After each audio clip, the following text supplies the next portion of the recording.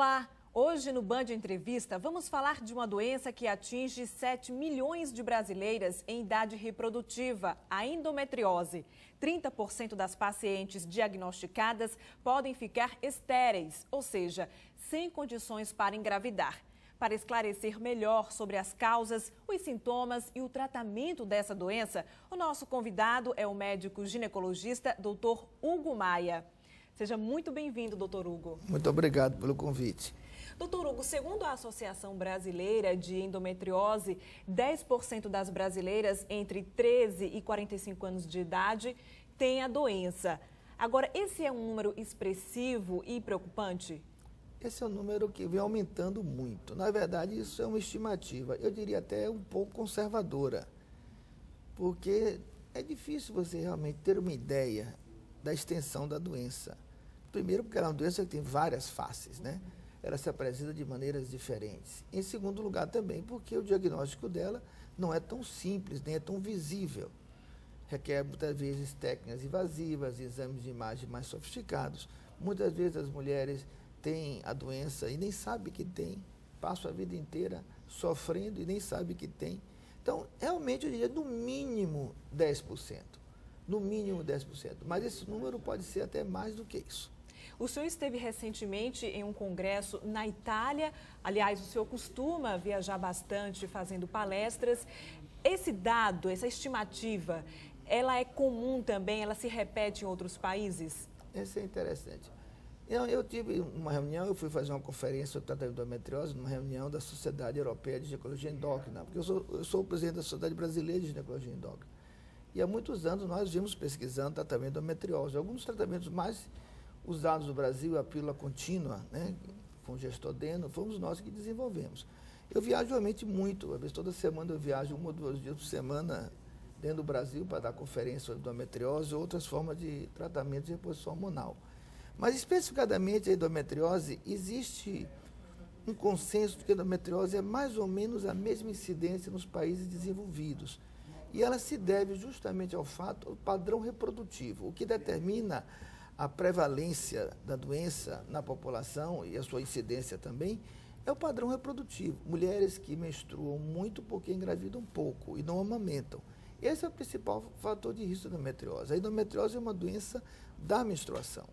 Isso já foi dito há 20 anos atrás pelo meu grande mestre, o professor Elcimar Coutinho, que dizia que o único tratamento para a endometriose é suspender a menstruação. Hoje, 20 anos depois, nós vemos que ele estava, como um homem pioneiro e inteligente que ele é, estava 100% correto. O tratamento da endometriose é um tratamento que deve, em primeiro lugar, suspender a menstruação.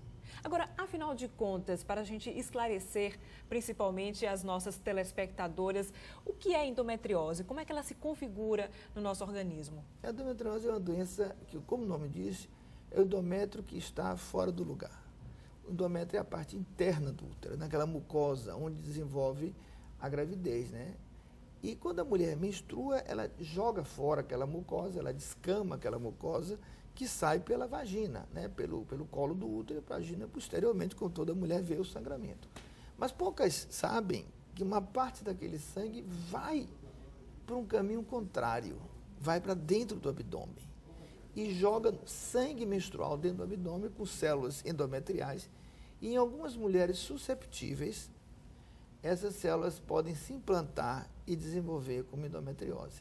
E podem afetar um grande número de órgãos, como os órgãos urinários, né? A bexiga, o ureter, intestino principalmente. Ou seja, às vezes até lugares mais distantes a endometriose pode chegar.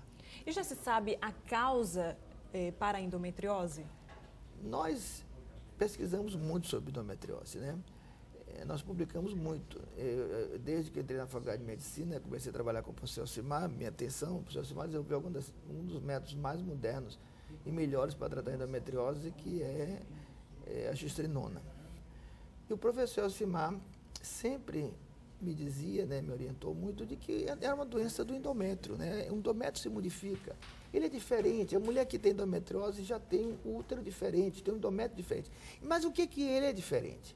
Hoje a gente sabe a resposta. Esse endométrio é diferente porque ele tem mais inflamação que o endométrio de uma mulher que não tem endometriose, ou que não tem os sintomas que vai ter endometriose, e esse endométrio adquire a capacidade de produzir estrogênios. Uma coisa que antigamente, anos atrás, achavam que era uma heresia. Algum tecido que não o ovário produz estrogênio? Sim, o endométrio produz. E quando ele produz esse estrogênio, ele adquire a capacidade de sobreviver. Sobreviver fora do útero e se implantar fora do útero. E desenvolve a doença. Então, a menstruação retrógrada, que a gente chama essa menstruação que leva as células para o abdômen, ocorre em todas as mulheres, mas somente naquelas em que o endométrio teve essas modificações que permitem ele produzir estrogênios, é que essas células sobrevivem. Nós temos mostrado nesses últimos anos, e temos apresentado isso em vários congressos aqui e fora daqui, de que, na verdade, o local zero da doença, né, o ground zero da doença é o endométrio. E essas modificações de endometriase, inflamatórias e de enzimas, elas ocorrem antes da doença aparecer. Então, elas se manifestam clinicamente naquela jovem que sangra muito na menstruação, que tem muita cólica. Essa jovem não deve olhar isso de uma maneira muito inocente, achando que isso é só uma cólica forte, coitadinha, está sofrendo muito. Não. Ela, se tiver sintomas menstruais exacerbados, ela tem que investigar isso, e eu recomendo a todas elas que não deva menstruar. Isso é uma recomendação que eu aprendi desde a minha carreira, mais uma vez orientado e iluminado pelo professor Elcimar, que sempre influenciou muito meu raciocínio. Não deve menstruar. Doutor Hugo, nós vamos para um breve intervalo e no próximo bloco a gente continua falando sobre a endometriose.